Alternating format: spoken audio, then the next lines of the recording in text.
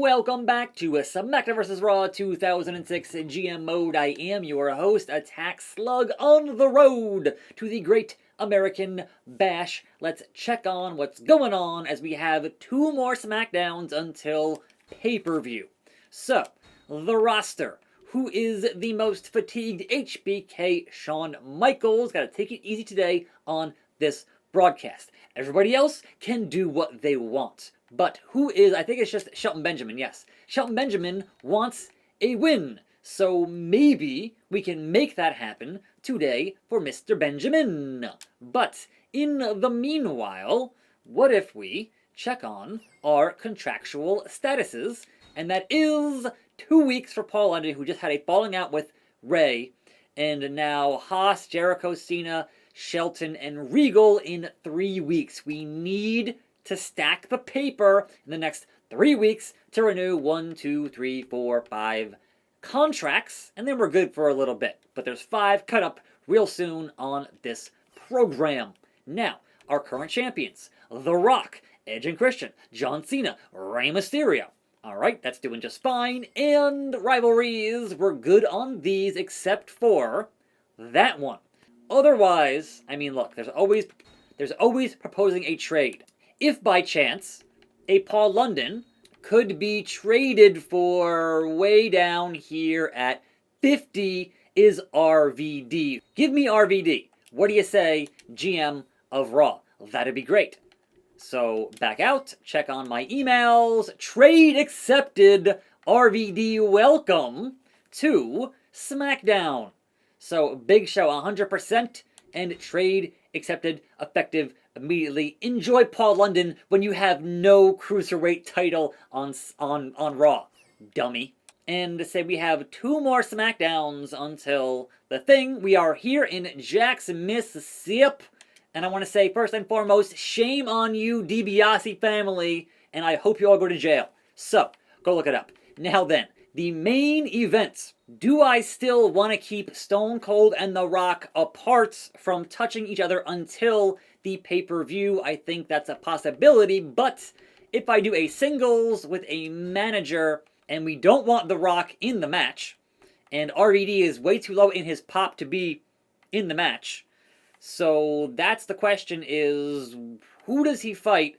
Who is going to fight here in this contest? Honestly, I might today put the cruiserweight stuff to the side and mess with it tomorrow, because I need somebody high enough in popularity and not already in another feud, because if I put in a Sky Too Hottie here, it's going to just totally, I think, ruin and thumbs down this feud. We need somebody who is sufficiently popular and not already in a feud, which to me at this point says it has to be Rey Mysterio. So Rey Mysterio against a Stone Cold Steve Austin, and we have The Rock at ringside for this competition. That, I think, should keep us and give us our 10th thumbs up. If it does not, that's a problem, because we're heading towards pay-per-view, and we want that to not be a problem. I might just have to tip the scale in my favor. So I'm going to book this match, right? Steve versus Rey. I'm going to hit continue. I'm also going to put the in place of match.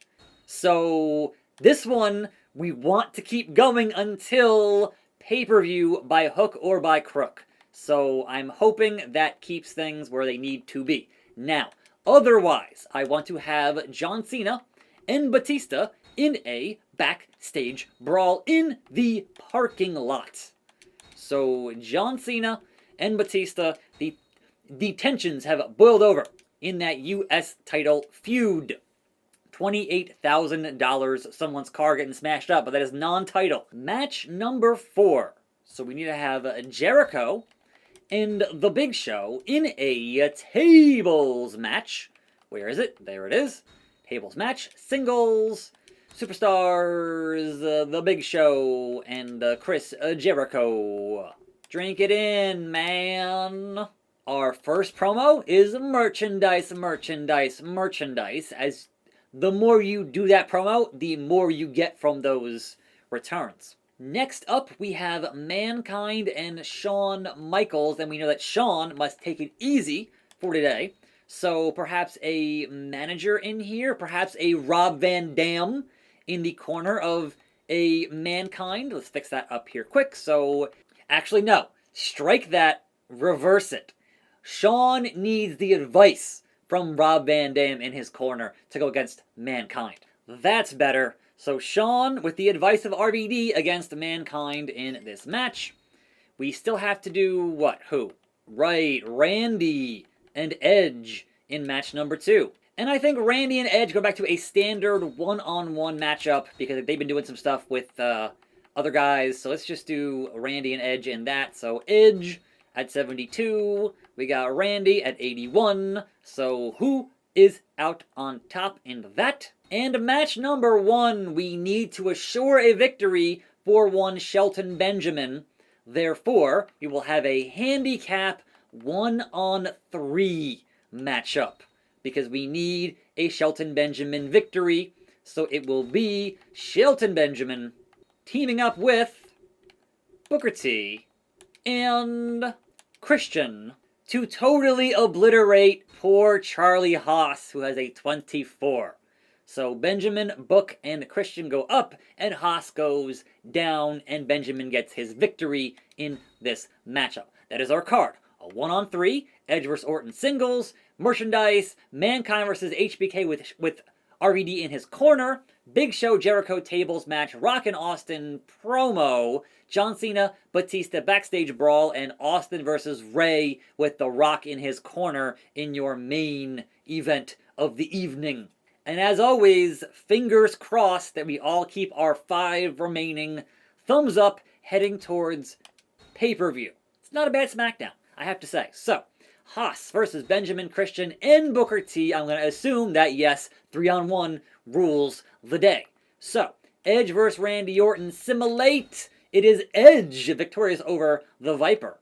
Mankind versus Shawn Michaels, RVD in the corner. Is that a difference maker in this matchup? It is. Shawn Michaels beats Mankind. Big Show Jericho, who goes through a table. It is a Big Show going through that big table. Now then, show me a parking lot backstage brawl. Now historically, this match type, the last couple of times I used it in a long-running feud, made the feud go thumbs down.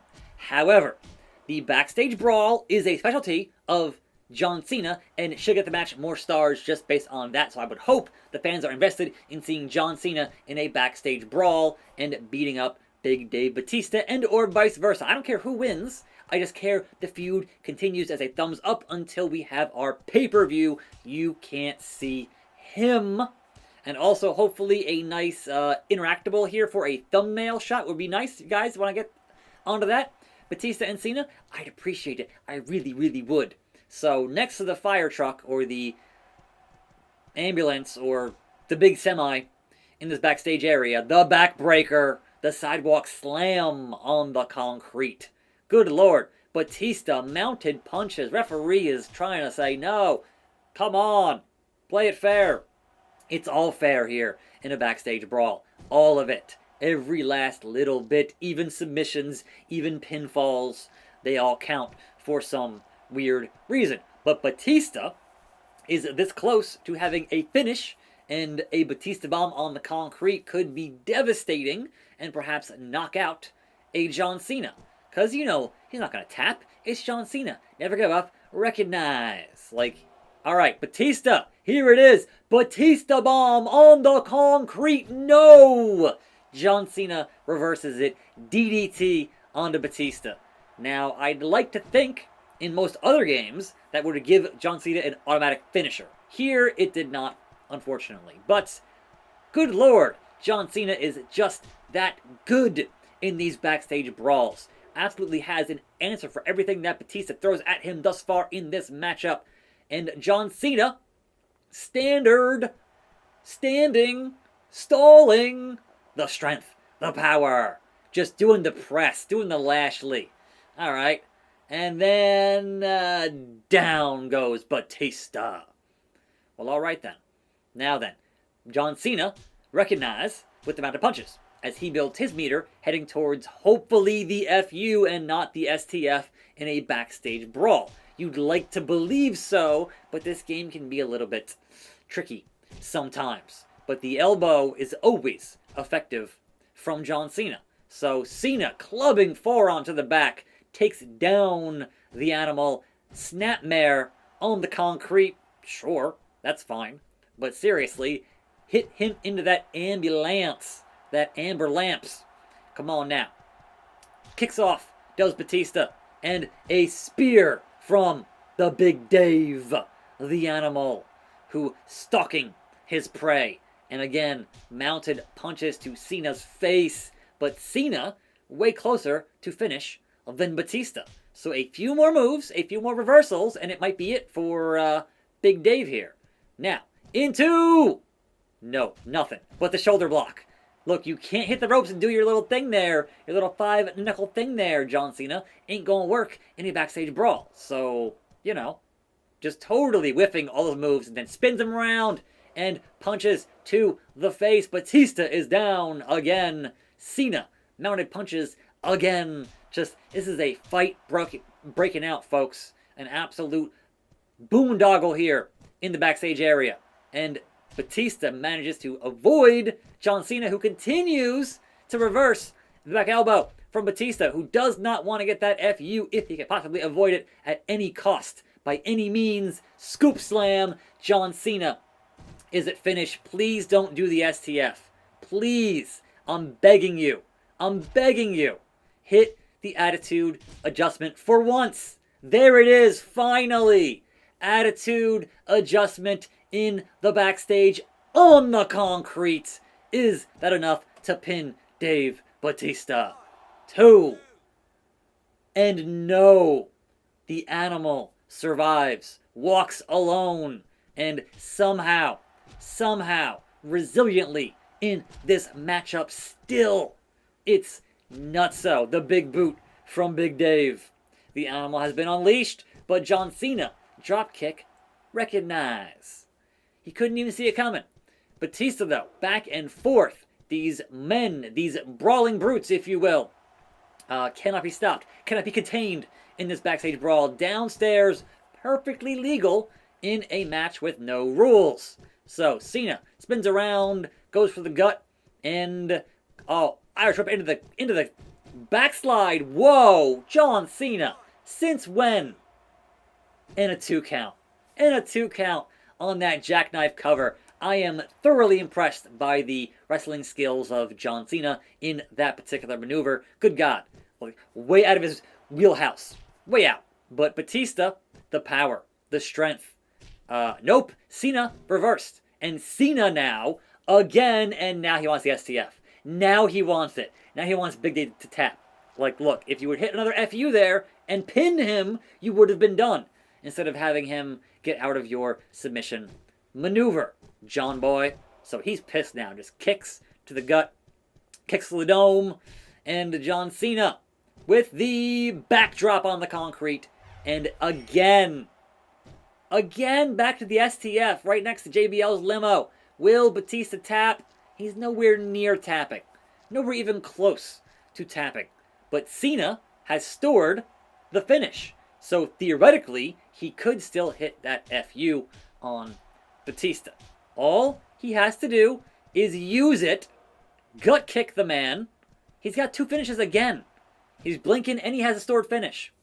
And Batista somehow thinks he's going to get out of here alive. And I don't understand how, but he's using that strength and power gain to get there. So a vicious backbreaker to John Cena. But the fatigue now is setting in for Batista. The staggering amounts of fatigue. And here come the elbows, just like Dolph Ziggler hitting those elbows. But I don't think Cena's heart's going to stop here. So, you know, never give up, never surrender, etc. etc.